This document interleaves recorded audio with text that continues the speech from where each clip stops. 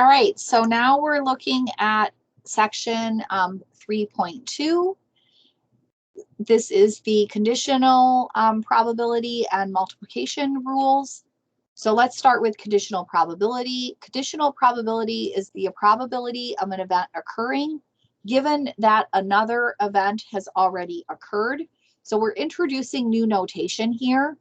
So I didn't mention in the last video, but whenever you see the P and then something in parentheses, this is the probability of something. And in statistics, P and then parentheses is always used to denote the probability of an event. So this, when we put this vertical line in between two events, this is the probability of B given A. So this is the probability that event B happens given that A has already happened, which is different from the probability of A given B. So just want to be clear that it is important the order of these. So this is read the probability of B given A, and again, it's the probability of that B happens given that A has already happened. So an example, the probability that I have a sore throat is probably pretty small. Okay, probability in general that a person has a sore throat, I don't know, probably less than 1%.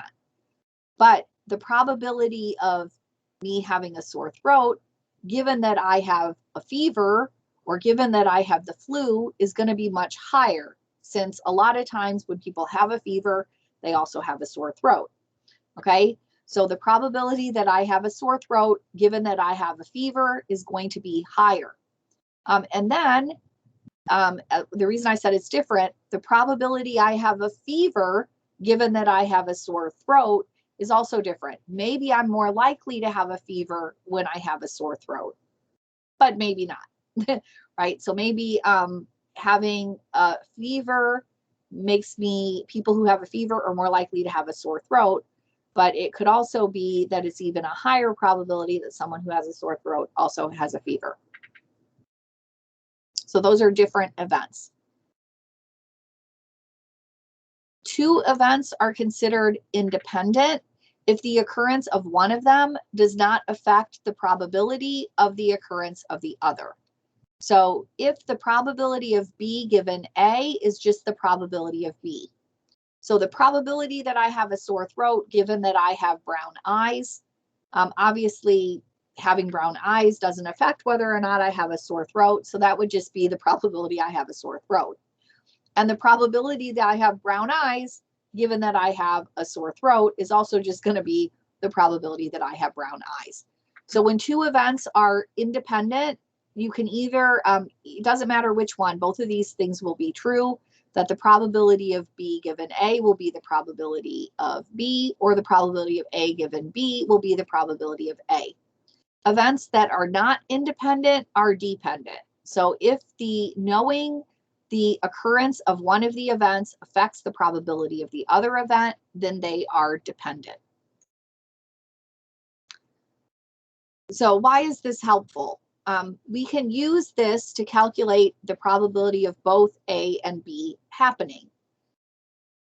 So the probability that two events, A and B, will occur in sequence is the probability of A times the probability of B given A. So once A has happened, what is the probability of B given A? So the probability of both these things happening in sequence means, first of all, for them both to happen, right, I have to have event A happen. And then it's the times the probability of B given that A has already occurred. For independent events, the probability of B given A just becomes the probability of B. So for independent events, we can simplify this rule to the probability of A and B is the probability of A times the probability of B. And remember, for independent events, it means that the fact that A already happened does not affect the probability of B. And then this second rule here, this rule can be extended to any number of independent events. So if the events of three events are independent, the probability of A and B and C would be the probability of A times the probability of B times the probability of C. And if I also had a D, and they're all independent, it would be the probability of A times the probability of B times the probability of C times the probability of D.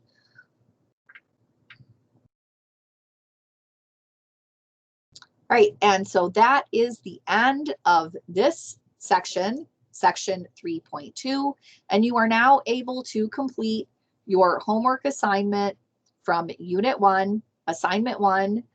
Section 3.2 is numbers 9 through 15.